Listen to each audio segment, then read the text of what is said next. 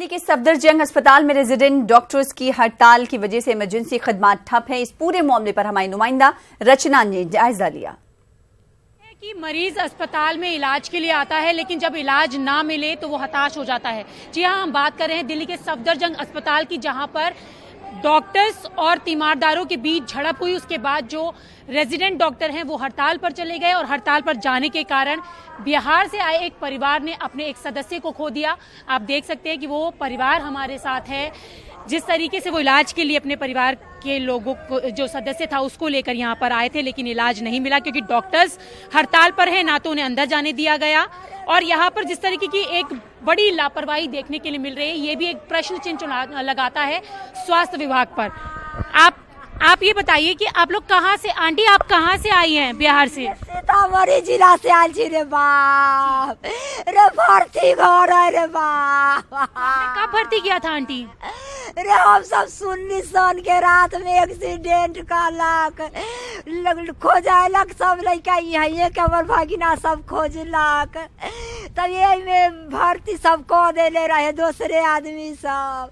खोजत तब मिललक, ऑक्सीजन लागल रहलक। हम कहते रहिए जब दूसरा तरफ क्या परेशानी थी जिनको आपने यहाँ भर्ती किया था? अरे बाप रे बाप, एक्सीडेंट हो गए रहे, न कोनो देखले रहे, दूसरे आदमी सब लाके रहे भर्ती कर देले रे बाप।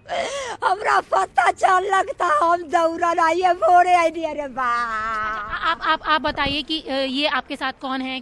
कौन एक्सीडेंट हुआ है यहाँ पे? इमरजेंसी में सिर्फ एक या दो ही डॉक्टर दे रखा है और एक भी डॉक्टर बाकी इमरजेंसी में नहीं है। जो भी बाहर से एम्बुलेंस वगैरह आ रही है सबको वापस क्या कहा जा रहा है यहाँ पर? बोल रहे कोई डॉक्टर नहीं है, ना कोई मेडिसिन है, वापस जाइए और आज ऐसे ही चलेगा पूरा दिन। जो भी पेशेंट आ रहे सबको वापस भेज रहे हो। इमरजेंसी एक्सीडेंट यही हुआ था? हाँ जी, यहीं पे एक या दो इमरजेंसी डॉक्टर अवेलेबल कर रखा है इमरजेंसी बस।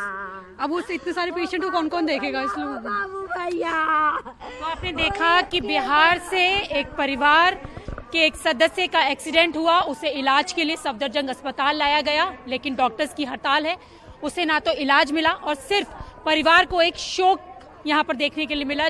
आप देख सकते हैं परिवार की जो हालत है। तो ऐसे में बड़ा प्रश्न चिन्ह है कि क्या ये डॉक्टर्स की लापरवाही है या कुछ और। कैमरा पर्सन अपू पाचा के साथ मैं रचना, न्यूज़ 18 दिल्ली।